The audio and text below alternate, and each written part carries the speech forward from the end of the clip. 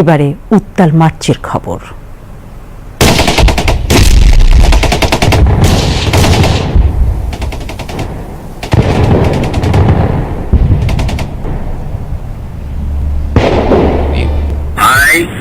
Ziaur Rahman, do hereby declare independence of Bangladesh.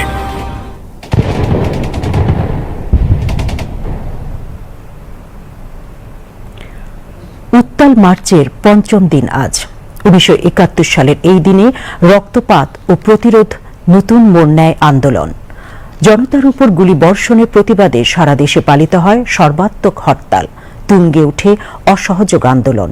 ক্রমেই সেই আন্দোলন বাঁক নেয় স্বাধিকার থেকে স্বাধীনতার পথে। আরও জানাচ্ছেন কুমার বিশ্বজিৎ রায়। 5ই মার্চ 1971 প্রতিবাদী ছাত্র জনতার বিক্ষোভ মিছিলে প্রকম্পিত হয় ঢাকাসহ পুরো বাংলা। এদিন জনতার উপর গুলিবর্ষণের প্রতিবাদে সারা দেশে পালিত হয় সর্বাত্মক হরতাল। তুঙ্গে ওঠে অসহযোগ আন্দোলন। আমরা তো চেয়েছিলাম একটা সুষ্ঠু নির্বাচন করে একটা সরকার গঠন করতে করুক, দেশের গণতান্ত্রিক, কিন্তু পাকিস্তান বাহিনী সেটা না করে আমাদের গণতন্ত্র না দিয়ে গুলি দিল।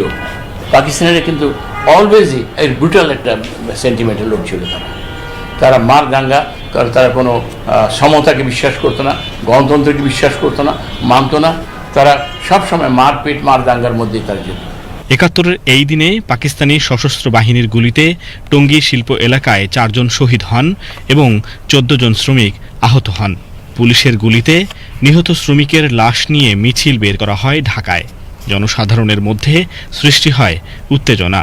ঢাকাসহ সারা দেশে প্রতিবাদ সভা ও শোভাযাত্রার আয়োজন করা হয়। চট্টগ্রামেও মিছিলে গুলি চালায় পুলিশ। রাজপথ রঞ্জিত হয় স্বাধীনতাকামী মানুষের রক্তে।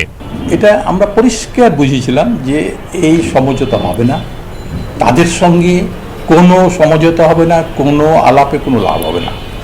আলটিমেট গোল এই ইন্ডিপেন্ডেন্স, এবং সেই অবাস্তব একটা কান্ট্রি, সেইখানে তাদের ভাষা আলাদা, হ্যাঁ, তাদের সংস্কৃতি আলাদা, জায়গা আলাদা।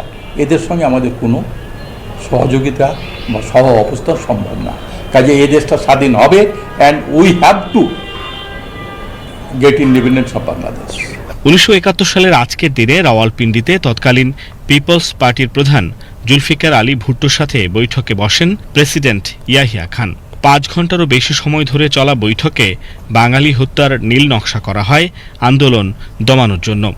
বিপরীতে ক্রমশই দানা বেঁধে উঠতে থাকা দ্রোহ এদেশের মানুষকে পরিণত করে বারুদে।